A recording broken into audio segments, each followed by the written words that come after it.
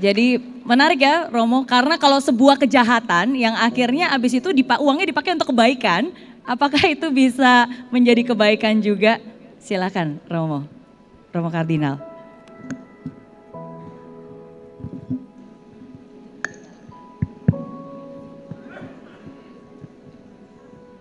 Ada yang mau membantu saya menjawab? Pertanyaannya bagus. Ya biasanya pertanyaan bagus itu sulit dijawab. Begini Ibu ya. Ini pertama-tama bisa kita kaitkan dengan cara membaca kitab suci. Jadi kalau kita bicara dosa yang tidak bisa diampuni adalah dosa yang melawan Roh Kudus, kita bertanya, kapan kalimat ini diucapkan, dalam konteks apa? Jadi bukan sepanjang segala masa, karena setiap kalimat itu ada konteksnya. Itulah salah satu dari ciri menafsirkan kitab suci menurut ajaran gereja, ada dokumennya, konstitusi tentang wahyu ilahi. Sementara ada aliran yang memahami ayat-ayat kitab suci itu secara harafiah dan berlaku sepanjang segala abad. Saya memberikan contoh. Mata ganti mata itu baik apa tidak? Tidak kan? Baik pada zamannya.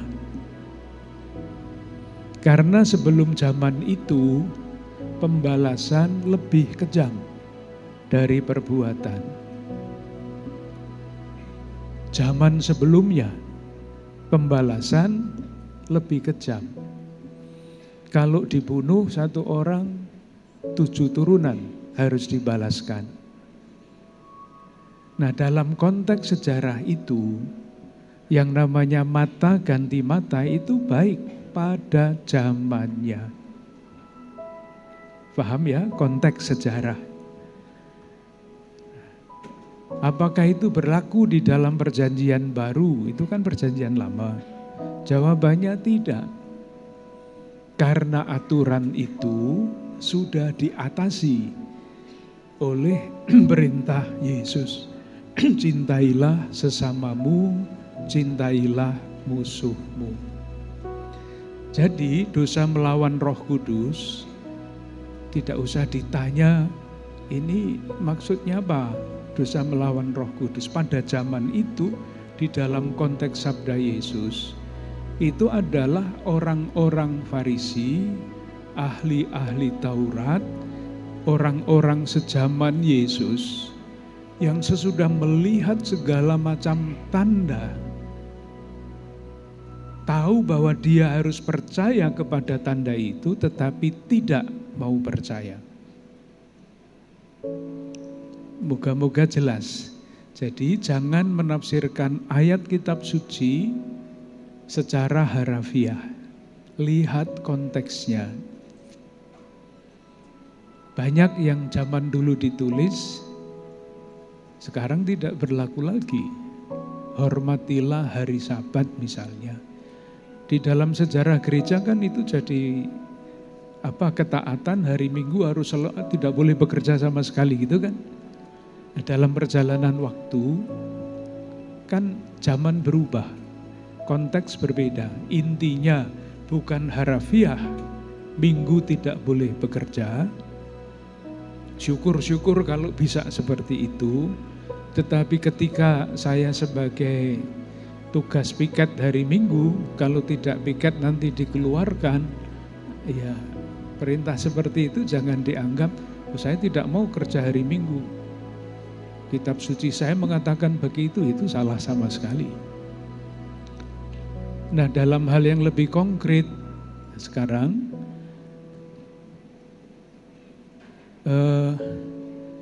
kita kan mempunyai keyakinan Allah itu kerahimannya tanpa batas.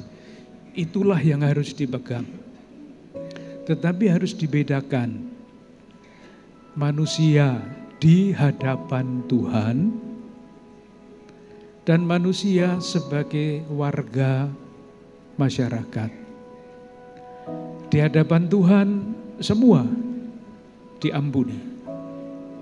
Tetapi karena manusia itu makhluk sosial, yang dia lakukan itu merugikan masyarakat. Kalau yang dia lakukan itu jelek, korupsi misalnya, atau menjalankan kekerasan misalnya. Maka sanksi hukuman itu bukan sanksi dari Tuhan, itu sanksi dari masyarakat.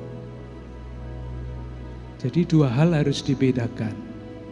Di hadapan Tuhan, seorang yang dosanya nyetek lah, dosa apapun, diampuni oleh Tuhan.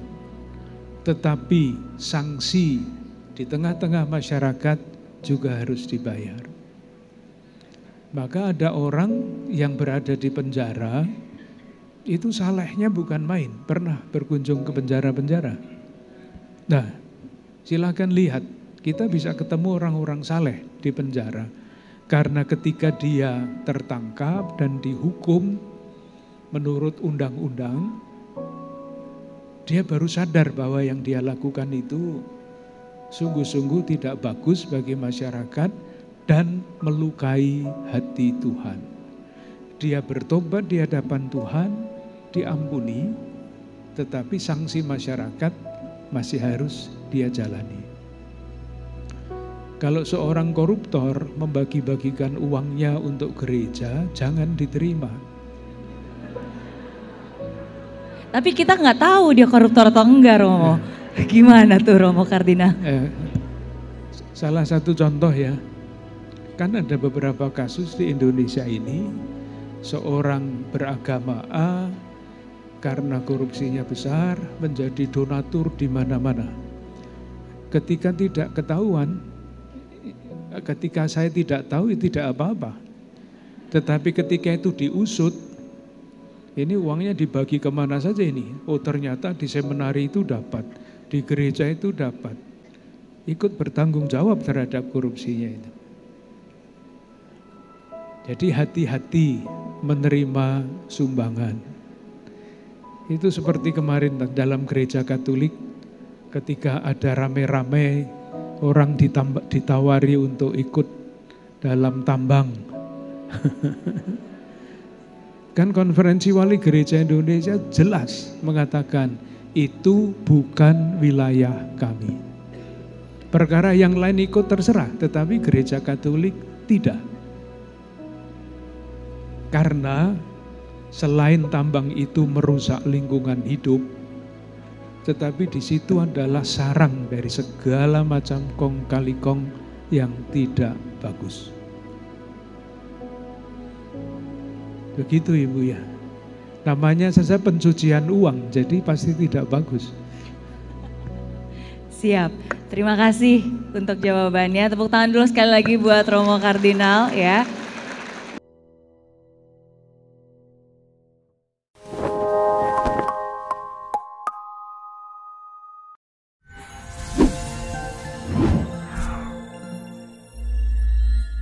Banyak banget orang yang nanya ke saya, Miss Mary gimana sih caranya untuk bisa termotivasi setiap hari? Penasaran? Sini. Caranya download aplikasi Mary Riana. Karena saya percaya banget seperti apa kamu 5 tahun mendatang itu amat sangat dipengaruhi dari dengan siapa kamu bergaul, apa yang kamu tonton, apa yang kamu baca, apa yang kamu dengar. Semua itu amat sangat berpengaruh. Makanya penting banget kamu untuk bisa mengisi semua itu dengan hal-hal yang positif. Dan itulah alasan kenapa saya menciptakan apps Mary Riana. Ada semuanya lengkap. Ada video-video, ada audio. Saya percaya saya bisa mencapai impian, saya bisa. Ada quotes, ada artikel. Pokoknya semua lengkap isinya untuk kamu dan semuanya tentu saja sangat positif. Nah jadi buat kamu nih yang selama ini suka nanya ke saya, Miss Mary, apa nih kata-katanya hari ini? Quotes of the day, semuanya juga sudah ada di aplikasi Mary Riana. Kabar baiknya hari ini saya juga ingin membagikan satu hal yang spesial untuk kamu, yaitu sebuah buku gratis. Buku ini semoga bisa membantu kamu untuk berani bermimpi besar, berani untuk mengambil langkah untuk mencapai mimpi-mimpi tersebut. Langsung aja segera download aplikasi Mary Riana, udah ada di Play Store, ada juga di App Store. Awali harimu bersama Mary Riana.